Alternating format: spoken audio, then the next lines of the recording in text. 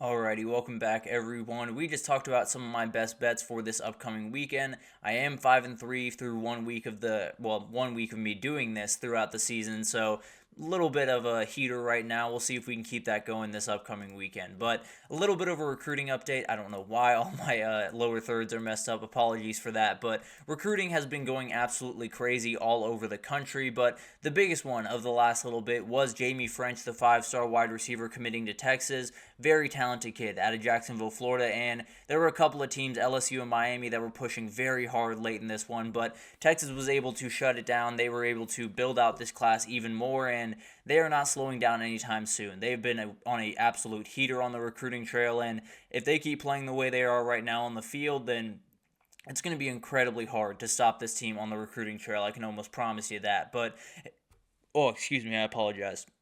A very talented player, one of those guys that is almost definitely going to be an immediate contributor for this team just because of the outright speed that he brings to the table. But they add another 5-star wide receiver to that group along with Khalil Lockett and keep moving on a remarkable recruiting heater for the Texas Longhorns. Another wide receiver that came off the board is Phillip Bell III. He is committed to Ohio State. Very fast, very talented receiver. He adds to a group with Quincy Porter, Daisy Jones,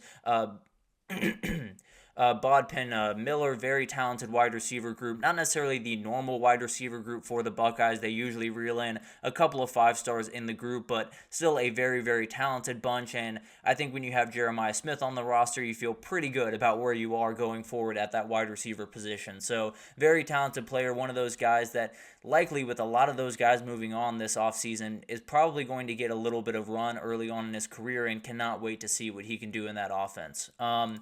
Iowa got a 4-star wide receiver, Terrence Smith, a very talented kid, and one of those guys that Iowa just needs to get more of. They need to start stacking these kids as often as possible out of Aurora, Illinois, so you can stick in that area and still get very, very talented wide receivers, and then they're going to have to get a couple more in the portal. I think this offseason is as important for them as a program as really anyone they've had in the past, 10 years, really. So Iowa has a ton of things that are going to have to change after this offseason, and I think they've done a good job thus far of kind of slowly getting those changes into place, but it's about time to really kick up the heat and really get those things moving, and adding guys like Terrence Smith is really going to help that, but they're definitely going to have to do a little bit more work on the recruiting trail and then definitely through the portal at that position in particular to keep this thing moving the way that they want to. But very, very talented kid, definitely a good start to this really solid recruiting class that Iowa's putting together, but definitely need more of these guys to come in as quickly as possible if you're Iowa.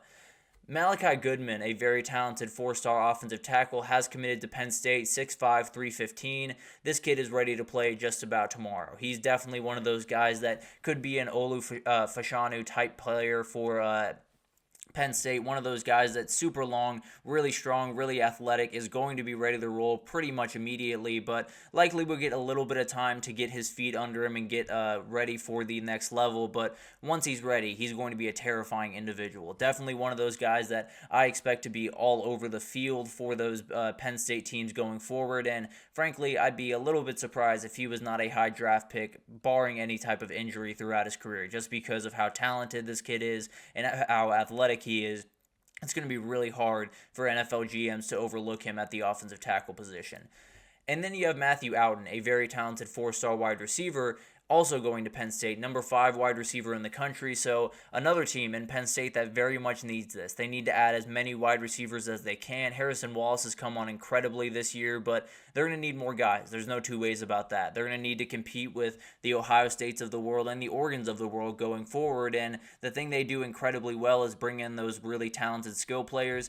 Penn State's going to have to follow them in that. So it's going to be really interesting to watch that unfold, but a great addition with Matthew Outen here. I think this is a guy that almost definitely will have an impact right away because you're going to lose likely Julian Fleming and a couple other guys after this year. You're going to need guys to fill in, and I think some of those guys are going to be younger like Matthew Outen.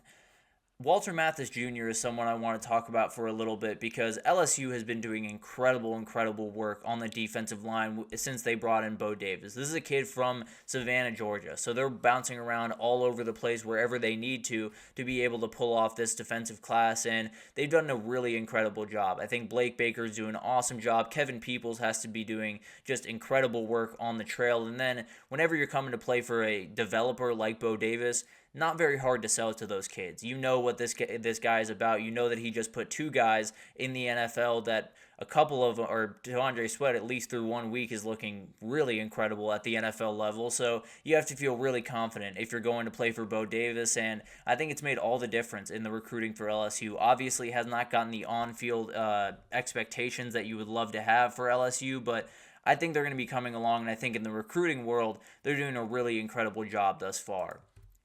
Rashad Johnson Jr. is a very interesting one. He flipped from Georgia to Texas A&M, and he's out of Bushnell, Florida, and this is a very huge get for A&M. This is a guy that was committed to Georgia, was committed to T-Rob, a very good recruiter, and Mike Elko was able to sneak him away. A very talented player, and one of those guys that you look at this A&M back end, it's solid going forward. It's not necessarily where you'd like it to be. I think there's a number of things that they're going to have to fix on that back end, and then once Bryce Anderson walks out the door, you're going to have a lot of issues on that back end. So they're going to have to fill in with as many big-time safeties as they can, and Rashad Johnson is a great addition to this group. I think whenever you have someone that T-Rob really wants and you can get him in your class, then you're likely doing something right. So A&M, a huge commitment there, and definitely want to keep this guy in the roster for as long as you possibly can.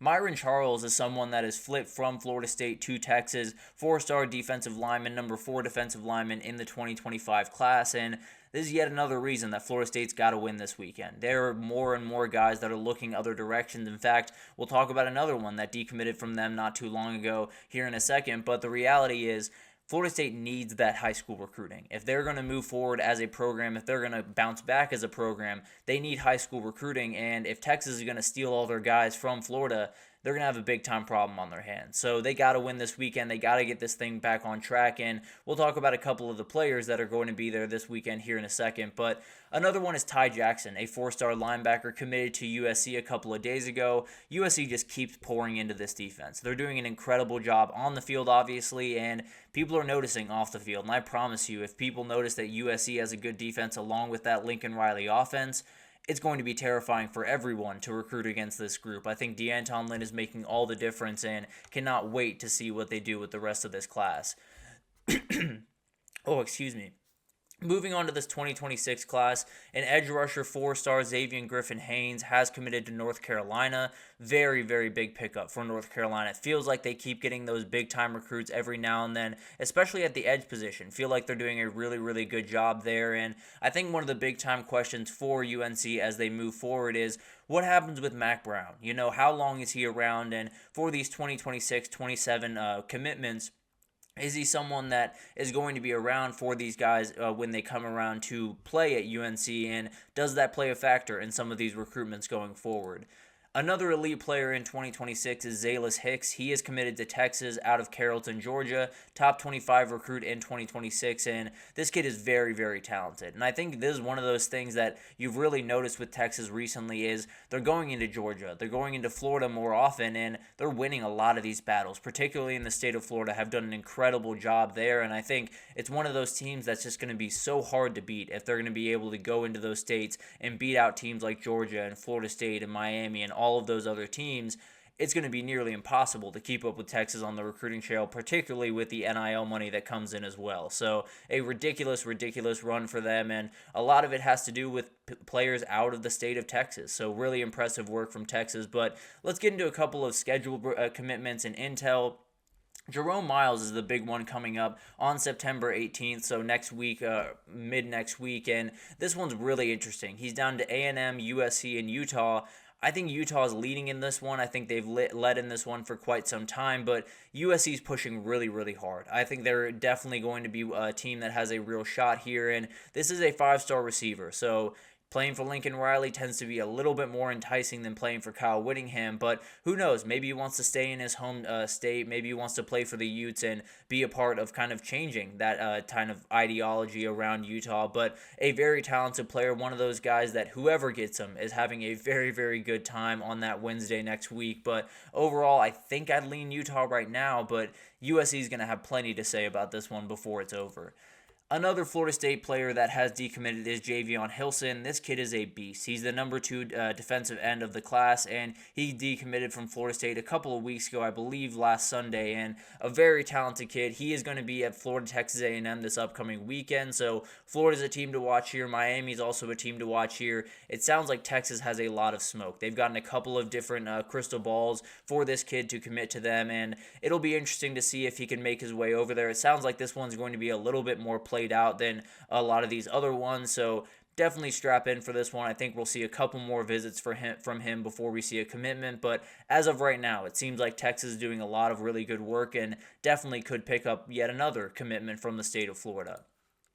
And then we have a couple of guys that are going down to Miami this upcoming weekend, and one of them is Michael Carroll, the number 1 interior offensive lineman that is committed to Alabama right about now. And I think this is one that Miami's going to have every chance to flip, because the reality is, you look at that Miami offensive line, it's hard to not love that if you're a recruit. There are so many talented players, particularly young players, that have already come along such a long way that it's going to get really interesting. I think Miami is pushing for a number of different players right about now, and I think they could definitely get their hands, especially on a offensive lineman like Michael Carroll. And then you have Elijah Griffin coming in, a very talented number 1 defensive lineman in the country. If you can get him in this class, you're going to have a ridiculous class for Miami, and things are going to continue to roll down there in Coral Gables. I know Georgia is pushing for him very hard, so we'll definitely keep you updated there, but would be huge for Miami. And then you have Michael Terry heading over to Texas this weekend to take in the UTSA game. I'm just expecting this guy to commit at really any point, if I'm being honest. I think this is one that Texas likely has had locked up for quite some time, but he just wants to make sure all of his I's are dotted, all of his T's are crossed before making that commitment, but I expect him to be a Texas Longhorn by the end of the month at the very least. And then finally, we have a couple of guys going down to Florida State for the game this weekend. They have to do a good job this weekend, and Tarvis Alford is a huge reason for that. Ohio State commit at linebacker, very talented kid out of Vero Beach. They need to be able to lock up a couple of these guys. And then they have Malik Clark in town and Peyton Joseph, 2 commits on this roster. They got to keep those guys intact. They have to win this weekend, or you would likely see a lot of these guys that I just talked about, Malik Clark and Peyton Johnson. I think it's very real that they would be out of that class very quickly. So Florida State has a ton to figure out on the recruiting trail, and this weekend's going to be huge for them to do that. But let's take our final break here, and when we come back, we're going to do a little bit of a headline wrap-up, just all the stuff that we haven't gotten a chance to get through throughout the week with all of the games we had to cover, but we'll definitely get into all of that right after this, so stick with us.